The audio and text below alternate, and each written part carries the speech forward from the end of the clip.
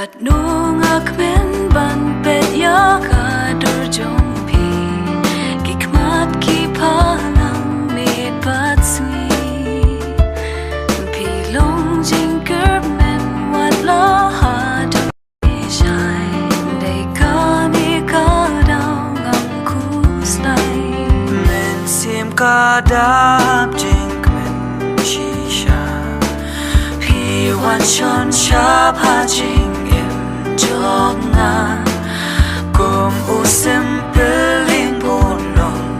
Pi ai thapa Ban ngai na pi da le ngam kwa Ngai na pi da le ngam kwa Pi long jing ker men ba pen da ya men sim Ngai ngu yu le nong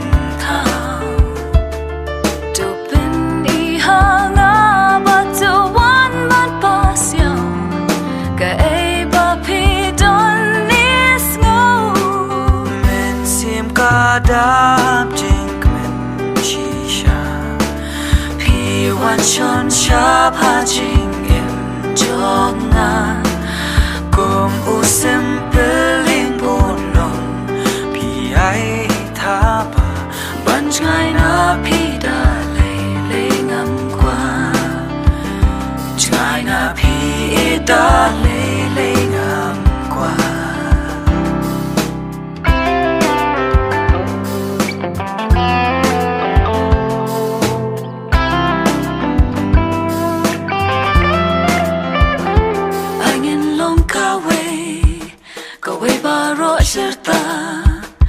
Angin long kawe baro sherta Men sim ka dap jing men shisha Pi wan chon sha pa jing im jogna